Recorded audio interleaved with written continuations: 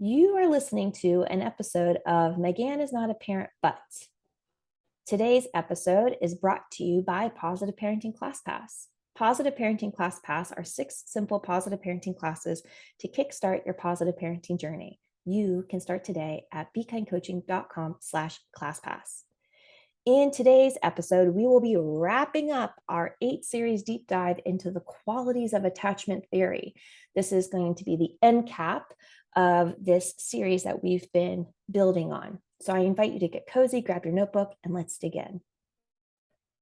All right. I feel so proud of us. If you're listening here and you've listened to all the other episodes that came before this, I want to celebrate you. You have been doing some big work, some big shifts, some big explorations, and have been taking some pretty big invitations. So today's episode, we're just going to recap everything. We're just going to center on why this matters. Why does understanding attachment theory and how we can show up and contribute to the quality of that attachment, why does it all matter? So just as a recap, attachment theory is the quality of the bond between the parent and child. And in the work and the episodes that we've been digging into, I really wanted to shift out of the parent's point of view and into the child's point of view. That way we can start to align ourselves to the impact of our actions over the intentions of our actions. When we dug into attachment theory in episode 27 called Attachment Theory is Not the Same as Attachment Parenting, I introduced 3 studies. Harlow's Wire Mother, which is a series talking about how in this experiment, he found that monkeys would choose comfort over sustenance. That when in times of stress, rather than going to a wire monkey that would feed them, they would choose the soft comfort mother for that connection. Inside of Mary Ainsworth's experiment called the infant strain situation, that looked at how an infant responded to reconnection after moments of distress. Again, looking at the child's reactions, the impact of from the child's point of view. And then in the final, in Edtronics, the still face experiment, this looks at how does the mother and the child or the caregiver, they've also done it with fathers, but how does the primary caregiver and the infant, how do they attune to each other? These are 3 really powerful experiments that really illustrate the work that we're here to do. Attachment theory is really just the grounding of asking ourselves, does the child have a sense of safety to land? Meaning in those times of stress, are you showing up in ways that invites the child to bring their stress to you, bring their turmoils to you, bring the mistakes to you so that you can help them find resolution in them, find regulation in them? That's from your point of view. Like, am I showing up in a way that feels safe to my child to bring the stresses to me? And the child is asking, hey, is my parent a safe base for me to land and launch from? Is my parent showing up in ways that I feel safe to be open, to communicate, to share? And when we're talking about attachment theory, we're looking at building that sense of trust. Can I bring it to them? Are they going to respond consistently? And then can I launch from them? And we're looking at the qualities of trust. We're looking at, can I trust myself and can I trust others? And these are questions. Trust is the outcome of that relationship. And we're looking at, can we go and come back and have our needs met? Can I trust myself to identify my needs and communicate my needs? And can I trust that the people that I communicate those needs to can hear them, understand them, and then fill them? And when we're looking at building trust or not trust, we can again think about the 4 different qualities. That's what we've just broken down in the previous 8 episodes. How to show up to build trust in safety? How do we show up that builds not trust and safety? How do we show up that builds trust in the child feeling seen? And how do we show up in spaces where the child does not feel seen? How do we show up in ways that the child can build trust that we will soothe them? And how do we show up that builds not trust in being soothed?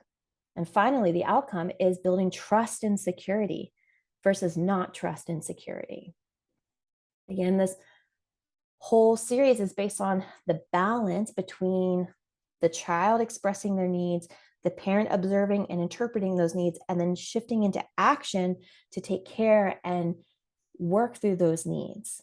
When those moments of distress happens in the child, when they're flooded either into crisis or shutdown in a physical sense, right? When they are experiencing physical pain, but then also emotionally when they're shifted into those moments of distress.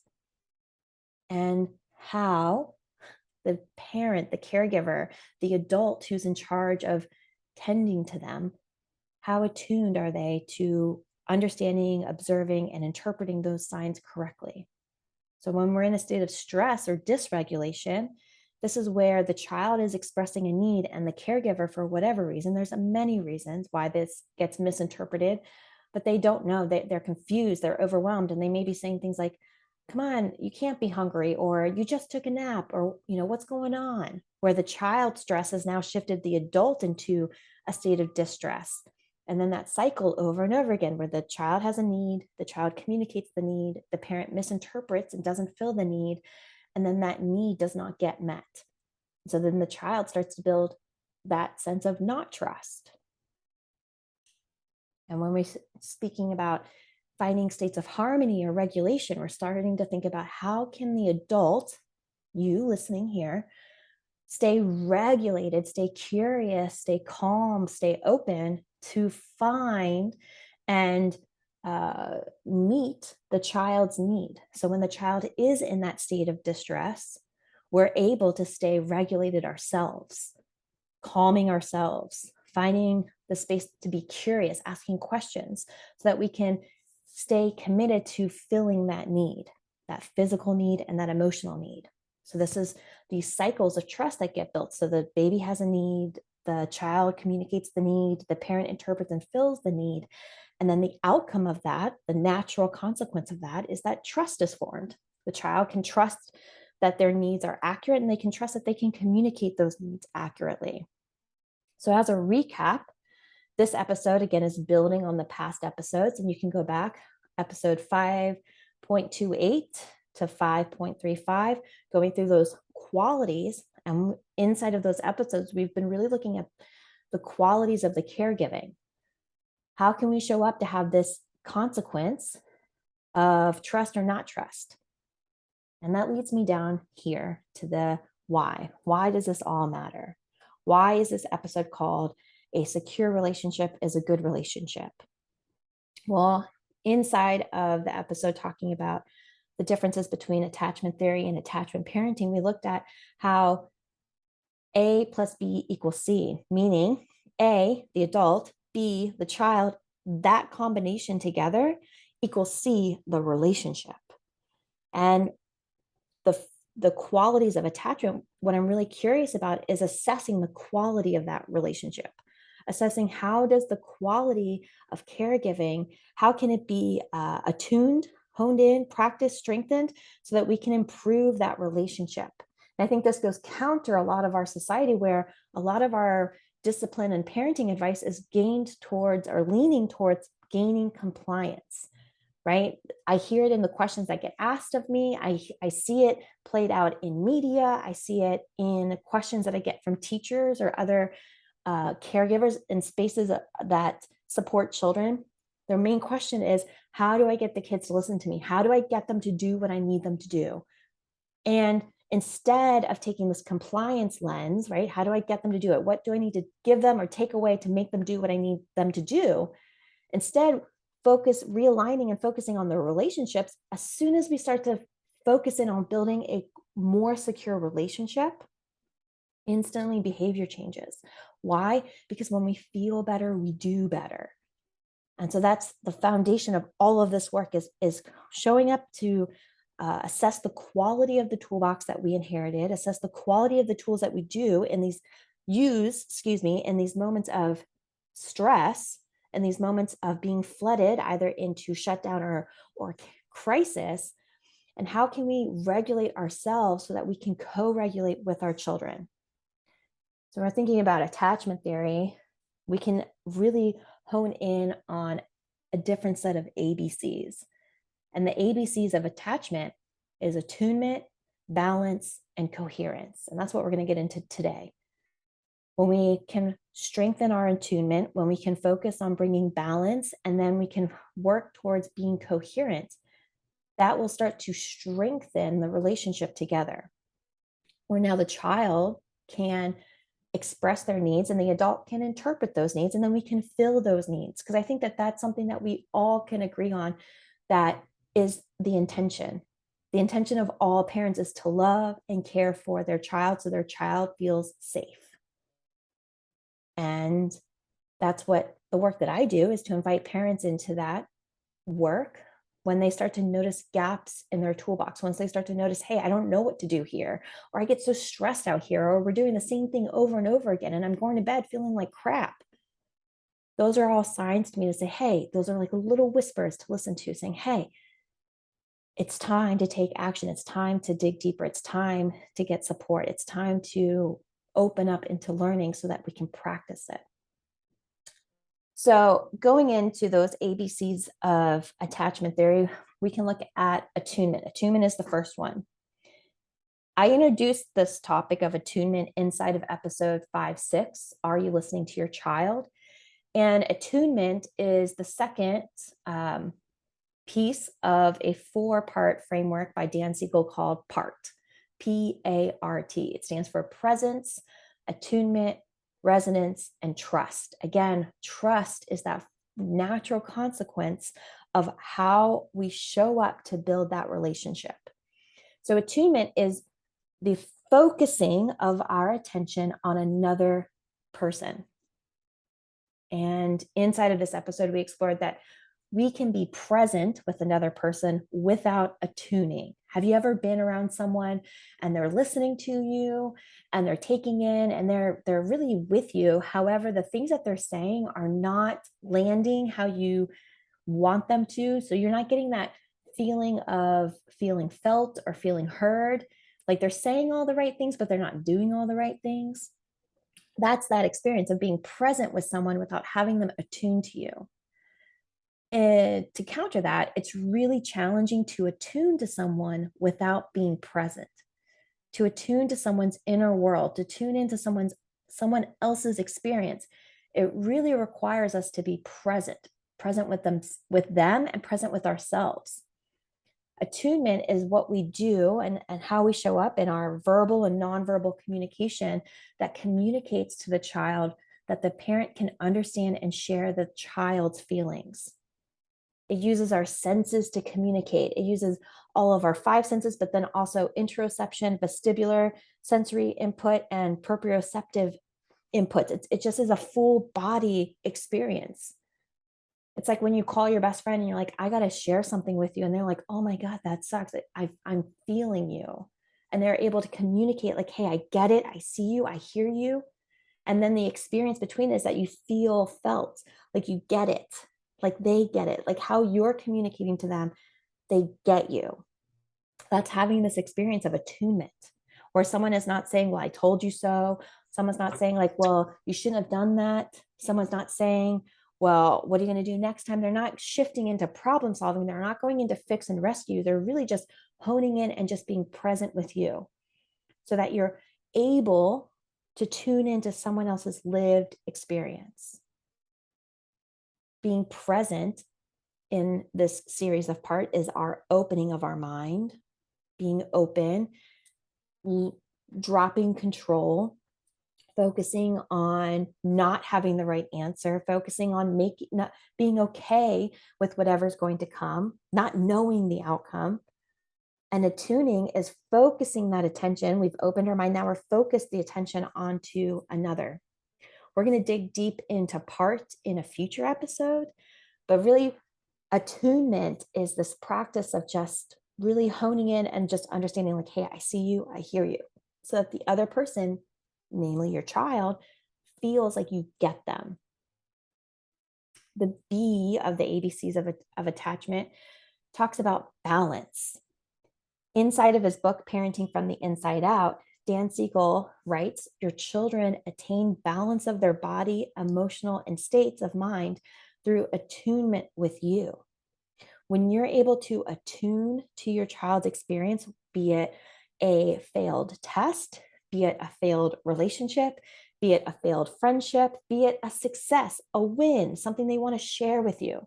When you're able to attune with their experience without adding your own onto it, you're able to help them find this state of balance.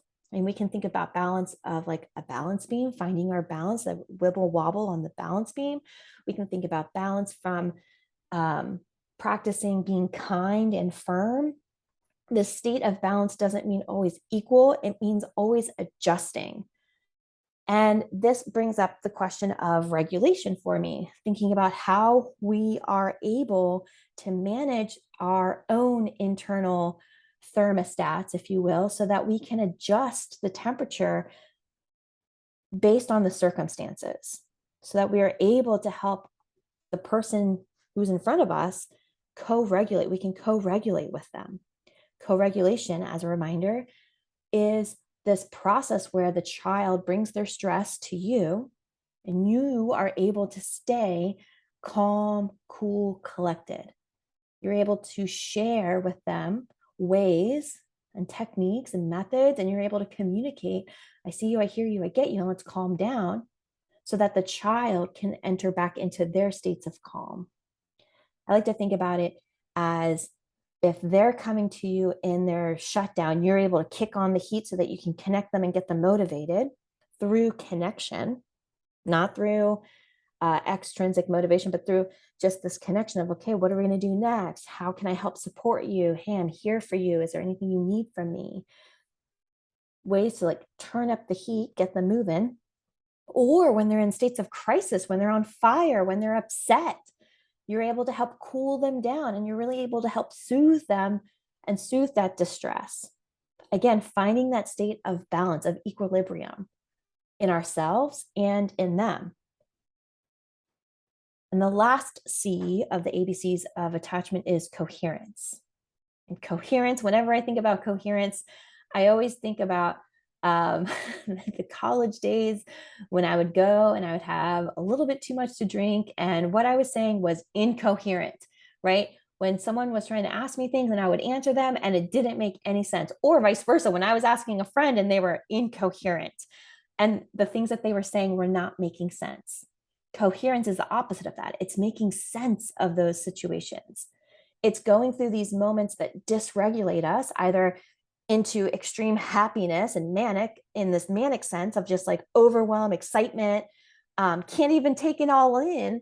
And I need someone to help connect to me and make sense of it with me, or in extreme states of stress where something, a tragedy has happened. And now I'm able to bring that tragedy to someone and they're able to help me not only regulate myself, calm down, but now they're able to make sense of it. They're able to help me put the pieces together. Coherence is something logical and consistent. It's something that makes sense as a whole. It's like putting the pieces together. Hey, this happened, and then you felt this, and you had this experience, and now you're going to do this. This is the work that I do with parents when they're coming and they're like, hey, this happened. It's really confusing. It's overwhelming. And then we work through it and we talk about it, and they end up leaving saying, wow, okay, that makes a lot more sense. Now I get it. It's this practice of attuning, bringing balance, and then leaving with a sense of coherence. And the example that I want to bring here is an example that I've used throughout these past episodes. It's the child running on the sidewalk. And when we're thinking about attachment and security and what is our role in it, and how can we start to really assess the quality of the methods that we use in those moments, we can think about when we're at the park and they're running, we feel okay, they feel okay. We may be thinking things like, okay, you need to walk, slow down. We might start to be like kicking up, right? Like, our like spidey senses are going off, being like, they're going to fall. I know it. And then maybe they do fall, right? Maybe they enter into a state of distress where they're overwhelmed. They are hurt. They may be blood. They may be upset. And now our role in those moments of stress is to really ask ourselves, are we adding stress with our responses, with the way that we're showing up? Do we ourselves feel overwhelmed and flooded by stress in those situations? Or are we able to stay in a state of calm, cool, collected, and then offer that to them? Connect to their experience of feeling hurt. connect to their experience of feeling pain, connect to their experience of frustration, upset, hurt, and help them regain equilibrium, regain that balance, make sense of it. Hey, bud, you were running down the street. You tripped over that rock and now you skinned your knee. That hurts. We're able to make sense of it and bring coherence to it. So then they feel confident to get up and explore again. They're able to bring their distress, land with us, find comfort, feel seen, find soothing, feel secure to get up and launch back out, to go try again, to go fall down again, to find that confidence, knowing that their caregiver is showing up in ways to help support them, to help really scaffold their development of skills, to help deepen the relationship together, not by knowing the right thing to do, but by shifting into really embodying this work in the way that they're showing up. So when we work towards that, assessing, is it falling down? Is it a test? Is it friend drama? Is it school drama? Is it sibling drama? All of these little fires that are happening. This is why this work it's big work. It's to become aware and conscious to how we're showing up. Not building for perfection. This is building towards process. This is understanding that this isn't an all or nothing thing. This isn't something that needs to be done in perfection, because it's the process of becoming aware of those ruptures, those moments of, ooh, that didn't feel good. That wasn't right. I didn't like that. That was a mistake. And then doing the work to repair it, taking accountability, stepping into saying, hey, I see what happened there, and I want to repair that together so that we can find closeness with each other. That's the process. That's the entire process, really. Just in one sentence, it's the process of finding consistent rupture and repair. Is it easy work? No. Is it simple work? Well, when we boil it down to that, it can be simple. So when we're thinking about secure attachments and we're thinking about how can we show up and why do we want to do this, the reason why we want to do this is that secure attachments enable that child to seek proximity to the caregiver, their primary caregiver, who they have that secure relationship with. They're going to stay close to them. Have you ever gone to a park and your child goes out and then they can't see you anymore and then they look for you? That's what you want. You want them to be able to go and get just past and then feel like, oh no, I need to check in. They check in with their eyes, they check in with their mouth. I see this in stores sometimes when the child is going down an aisle and the parent goes down a different aisle. And then there's that sense of like, mom, they call out. And that's what we want. That means that we have security within, because they're seeking that proximity with you. They're not just going off on their own, and they're not just so clung to you that you can't get space. They're seeking that proximity, but they're able to test those boundaries. They're able to become curious and explore outside of you. Another impact of focusing on building that secure attachment with your child is that they go to parents. The child will go to their parent in times of distress for comfort and that sense of the quote unquote safe haven, right? Safe haven is when they bring it to you and you're doing that co-regulation. You're showing up in those ways that have them experience that sense of feeling felt, so that they have that safe haven with you. So it could be a test. It could be falling down on the sidewalk. It could be that their friend at school took their toy. It could be a whole multitude of things. It could be the blue cup over the red cup. It could be so many different things. But that the child is sharing their stress with you. They're saying, hey, I'm overwhelmed. Hey, I don't like this. Hey, this hurt me. Hey, I'm having a hard time here. This is why behavior as communication is so important to really kind of embody, is that someone who is feeling stressed is going to act stressed. And in our society, we label that oftentimes as defiant, mean, a bully, aggressive. That's signs that, hey, that person is probably feeling some sort of stress. There's something going on there to get curious to. Because someone who is feeling good, feeling happy, feeling safe, seen, soothed, and secure, they're going to be showing up in ways that their behavior models that.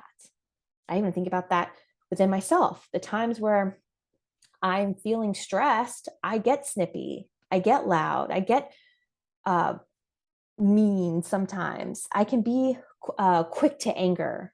I can start acting that way, especially when I'm like on the road and feeling road rage. Like those are moments where I'm starting to feel a heightened sense of stress. I'm activated into that moment. So my behavior reflects that. So in those moments, when we're showing up in ways of caregiving to build that secure attachment, we're showing up in ways that helps the child feel safe to bring that stress to us so that we can help co-regulate and then find that sense of coherence with them. So then they feel safe with us. And then the final is that internalized relationship of safe base with their primary caregiver. That's that idea of that trampoline that we've been talking about, the idea that the child can land with you and launch from you, that we're not just the pillow that they just crash in and stay stuck with us, but they're able to come and bring it. They're able to regain their strength and they're able to launch with us, so that that relationship starts to grow with them as they're an adult, as they enter into adult relationships, as they enter into romantic relationships. They're now bringing this toolbox with them. I get asked a lot about how to build empathy with children. How do I get my child to be more empathetic to me, to themselves, to their friends, to their siblings? And empathy is best experienced. So if we here listening now can start to assess how we're showing up in those moments of distress, how we ourselves feel that distress and soothe ourselves and do this work for ourselves, then we're able to practice that with the children in our care. So then they too know when they're seeing their friends on the playground enter into those moments of their own distress, when they're witnessing it, they're like, "Oh, I know what to do here. We're going to show up. We're going to be help. We're going to be support. I don't need to add to someone else's stress." And I think about this in a classroom setting. I think about this especially like in a high school classroom setting.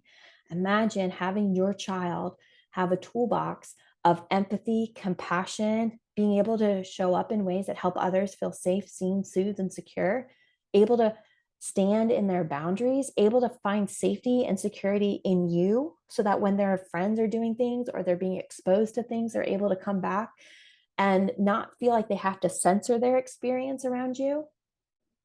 I think about this, brings me back to that episode. I think it's like episode 4, the outcome of punishments in the first season, where I go through like all of the outcomes of punishments. I'm like, oh wait, this is what happened. Oh wait, this is what I did. Like those moments of where I had to censor myself. I had to hide aspects of myself from my caregivers, from my family, because I did not have this. I've had to do work and heal and grow and find that sense of security in myself, find that sense of acceptance and compassion and empathy for myself. So then I can share it with those around us. So I think everyone listening, especially if you're listening right now, especially if you've been here along in this journey, or anyone who's taking classes or courses, or even just listen to this podcast, any space that I hold, I think how freaking exciting is it for those children? Because for every shift we make, for every tool we assess and upgrade, I think, dang, like that's, think about those ripples. Think about the ripples of that magnitude. That's exciting to me. It makes me think of in June when I did the Understanding Us series and I shared about making Post-it notes for everybody's name. And I thought, wow, for every Post-it note that I was making of everybody who registered for the Understanding Us series, I knew that like that's exciting because I knew that there was at least 2 people that were going to be impacted by this work, a minimum of 2 people. And I remember Kind Squad member Tisha said, for every number I said, oh, there's 60 people registered, she would say 120. And I would say, okay, there's 90 people registered. And she'd be like 180. Like she was calling out and mirroring back the ripples that just one action from someone stepping into this work takes and gives and projects. And like, that's exciting to me. So I think about that, like, though this work is big and sometimes it can feel heavy and sometimes it can feel like, oh, this is so messy and muddy, I just encourage you to keep going, because when we're seeking towards up-leveling the quality of our tools, seeking towards building that secure relationship over compliance with our children, that's going to have the highest return on our investments. It's going to change our society. It's going to help them show up in those hard moments feeling empowered. And that's exciting for me. I wasn't planning on sharing that last part, but just felt like, it just feels so good talking about this. I'm like, yes. imagine um, in those moments of stress, not having to feel lonely anymore. And that to me just is like, yes, it feels like relief. So in closing, let's consider, what is your child's experience of caregiving during their times of stress? If we shift it outside of your perspective, outside of the I'm trying to not yell, I'm trying to do better, I'm trying, instead of shifting into the intention, flip it to the child's point of view. When they are in their moments of stress and they bring them to you, what's their experience? How do we show up? How do you show up? We can even invite ourselves into this also and say, what is your experience during your child's times of stress?